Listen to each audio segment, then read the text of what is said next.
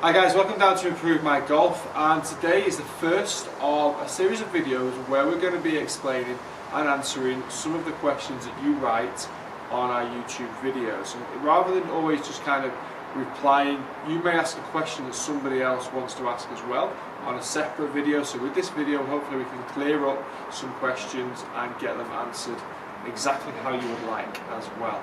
So we're going to work through all of our previous comments and let us know what you think. Mitchell Blades Golf, nice skills. You play it up? Fletch football. This is this is in relation to our golf tip on using a football for helping you practice and improving your swing path and release the club through impact. Play it up, Fletch? Me? Not no more. Back in the youth days, I used to win everything with my team. We did. We won 2-3 trophies a year. County, local. What about yourself? What position was you? I was left back in the change room. No, I was right wing. When I had a bit of speed, bit of pace, explosive down the right side, whip it in like Beckham, just standard. I was getting scouted all over the place, but you know what I said? You know, golf's my sport. I'm playing golf. I've seen him play. Oh, brilliant. I've not played for 3 years now. I played five-a-side, rolled my ankle, turned into a balloon with the ankle, so I literally haven't kicked a football since, other than kicking it around the academy. I've not played football in about 10 years. I've played maybe less than a handful of five-a-side. I used to love my football when I was younger, but you know, it's a high-risk sport. You know, how many people have been injured? You know, I've actually broke my tibia and fibia playing football. That's why I ended up stopping playing and just took up golf. But yeah, Carter's rolled over. You hear people, you know, cruise ship problems, So we're self-employed. I did that as well, cruise ship. Yeah. Did you? What, you did? Yeah. Left or right? Left. TV? Yeah. P. Posterior. It's not the painful one apparently. My leg was like that for about 3 months. Ow. So yeah. Here's one. When I broke my tibia and fibia, I was getting back into golf. I was hobbling down the fairway with Carter, and it was a par 4, about 430, 440 yards. You know, we were still mid-handicappers back then, you know, and Carter had a 3-wood into the green. You know, you can never say that about him now on a par 4, but he had this 3-wood into the green, and I was just standing to the right of him, and yeah, he hit a bad shot, and he decided to throw his club, and somehow it landed right on my ankle where I just had the screws put in. I'm hobbling to start with.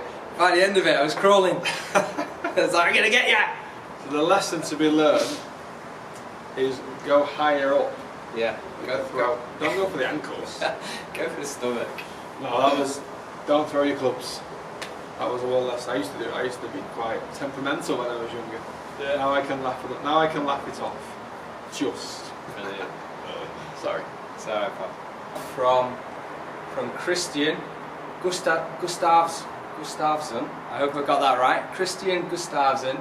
He's just mentioned this is to do with the Fusion review we've just done recently, which Carter did. This is not a UST's first driver shaft.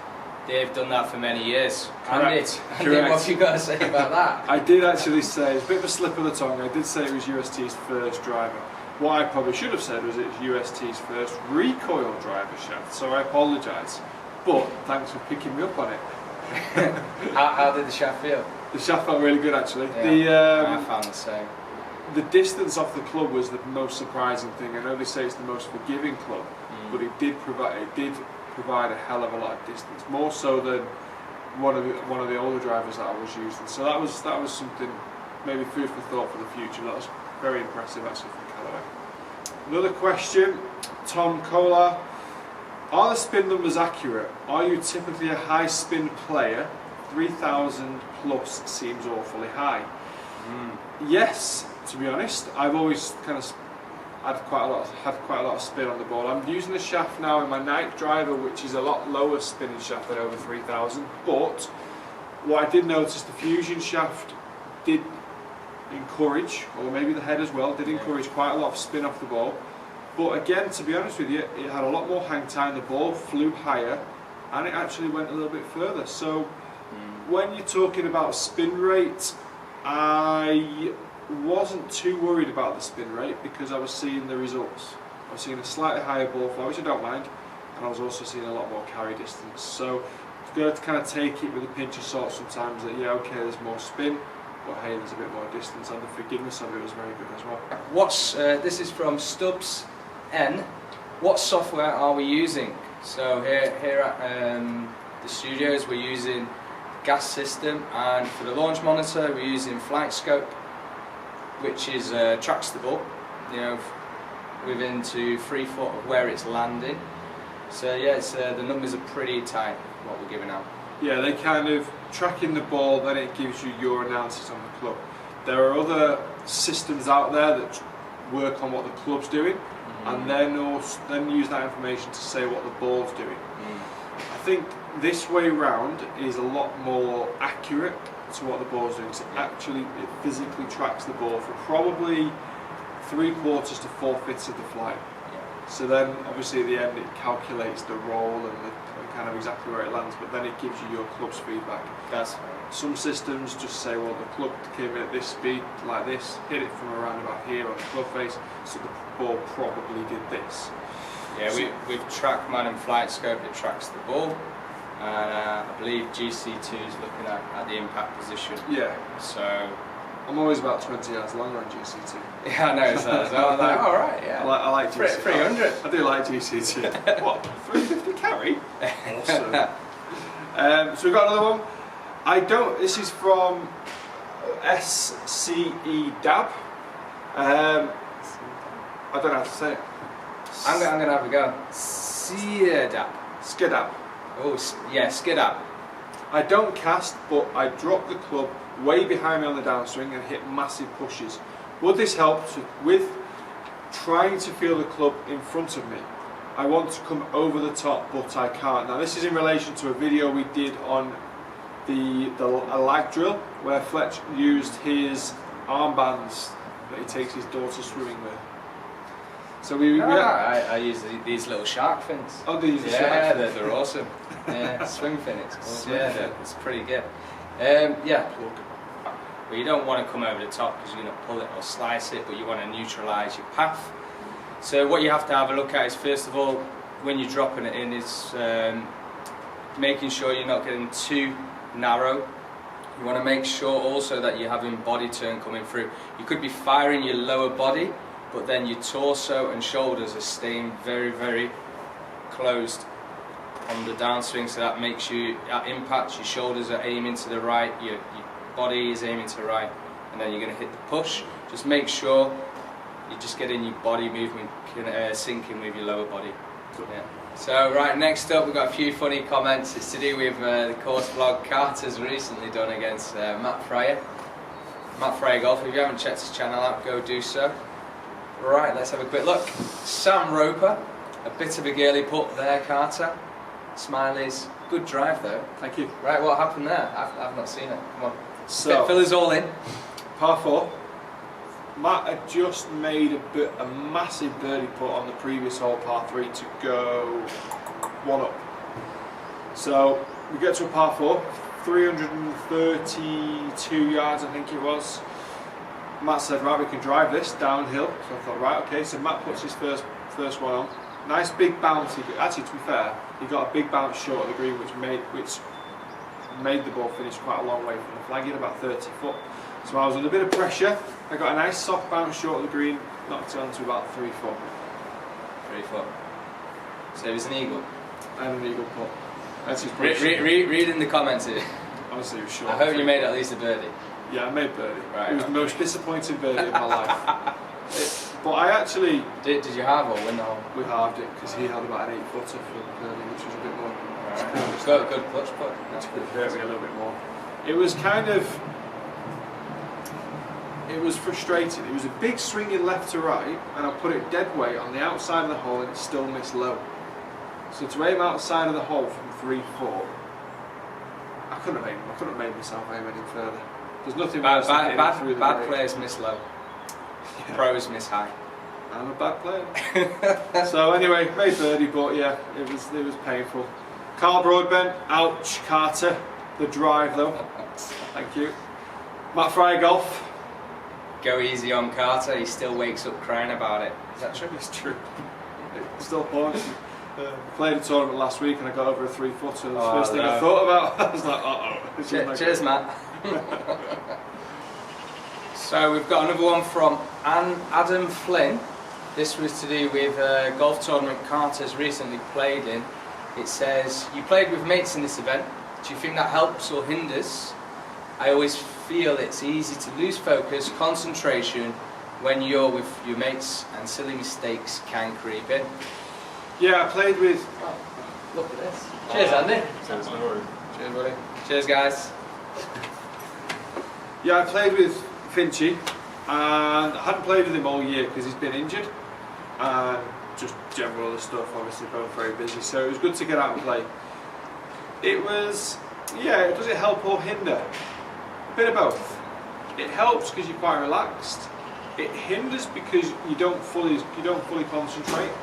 We're kind of almost still chatting very much up until I start a pre-shot routine, so the conversation's still probably quite raw in the head, or you hit a bad putt and you're almost not as bothered, if that makes sense, because you've seen each other hit bad putts, we've seen each other hit bad shots. You're not overly affected by it until the end.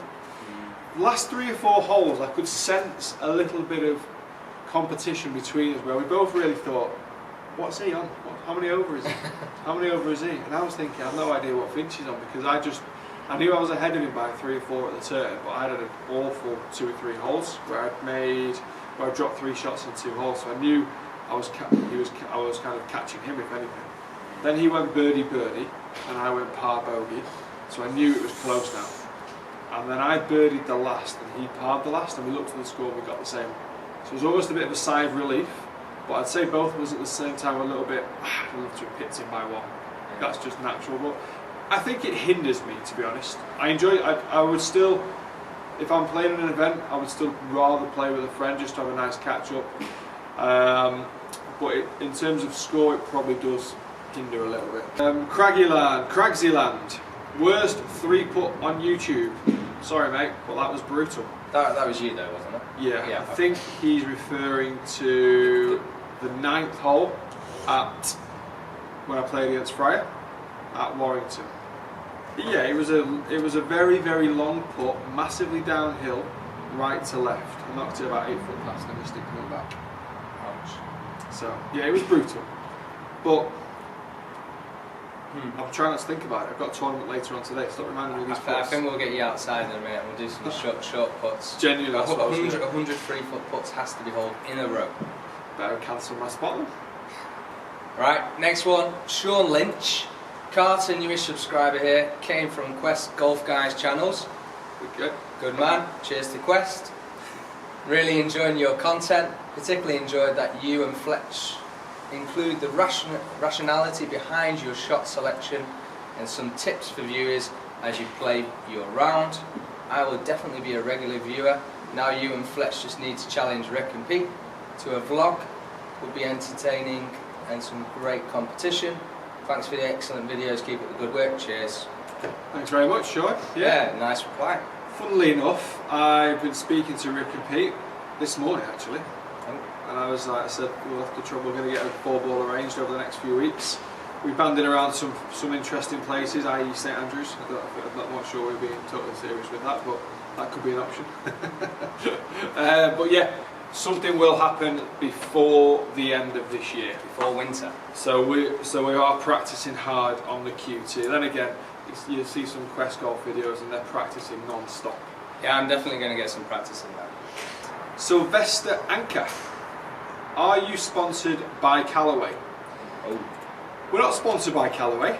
They were kind enough to provide us with some equipment, some clothing for these videos. Make us look the part, make us look a bit more professional. Like them trousers. The cord in blue. I like it. I like it. So yeah, they give us a couple of nice bits of clobber.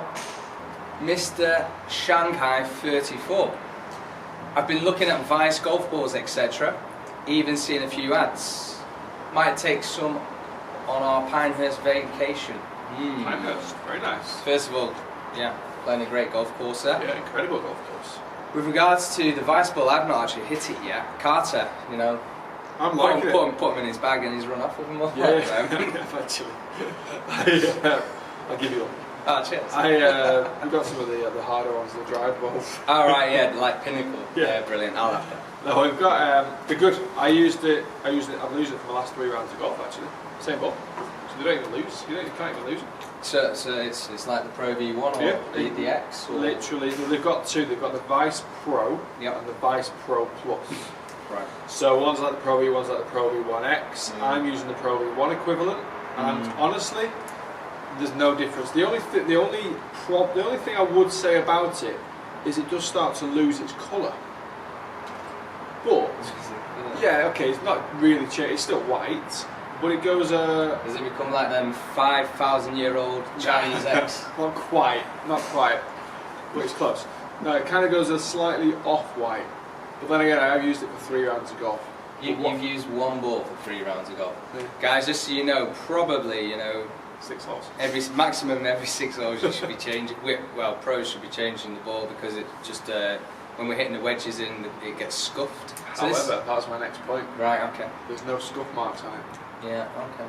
No scuff. I know Bernard Langer, every time he hits a wedge, regardless if there's a scuff on it or not, he just throws it away and gets another. He's got money to burn, Bernard. Well, he believes that internally in the ball there's been damage done. So, if you've got time to... Well, there's been internal damage done in there quite a few times. I can't throw it away. What's next? Nathan McGrath, what do you do for your pre-round putting warm-up? This is in relation to a putting drill video around the clock. What do you do for putting pre-round? Fletch, what do you do? What did I used to do? Because I don't really do pre-rounds now. To be honest, I just jump out the car and get on the first tee. Terrible example. Terrible example, and that's why you see me race a few putts past in the videos. However, when I do make the effort, first of all I start off with long putts. I don't even necessarily put to the hole, put to the fringe, a specific point. And Jordan Spieth style, I don't actually look at the ball, I look at actually where the direction is, where I'm hitting to, so that I can create some feel. Once I have my feel, then I start holding putts from 3 to 5 foot. I just stand in one position. First of all, I try and hold 10, 20, and then I'll start going in 4 spots around that hole. So then you're going to maybe have a right to left break, left to right straight, so 4 different breaks on that hole, and I make sure that I can do that consistently, and then a few more long putts and I'm ready to go. Nice. What about yourself? Simple? I start off with literally a 1 foot putt and work out. So I get in really close now, just to get used to hearing the ball make that sound as it jumps in the cup. Yeah. And I'll spend loads of time at kind of 2, 3, 4, up to 5 feet, and then I'll go fringe to fringe. So I don't the idea is not to practice missing. If you hit the ball, hit the hole, you're going to be confident on the golf course it can do the same. If you go on the golf course and if you go on the putting green and just practice these 30-foot putts, which to be fair, you're never going to have again, because that putt from that sort of distance is unique. You'll very rarely see that putt again. But what you will have time and time again is everything that you've just practiced inside 5 foot. Yeah. You will always have them. So if you're 30 foot away, you'll get it inside 5 foot, and you'll have that putt you've just been practicing. If you've held enough of them on the putting green before you've gone out, you'll be a little bit more confident about holding it on the golf course. Yeah. That 30-foot putt that you fluked in on the putting green will have absolutely no bearing whatsoever on what happens on the golf course. Yeah. So yeah, there's a lot of different ways. Mine and Fletcher's are very different there, but they work. Well, they sometimes work for us. That's the thing with putting. It only sometimes works. Putting is very streaky. Yeah. There's no such. I don't really think there's such a person that's a great putter.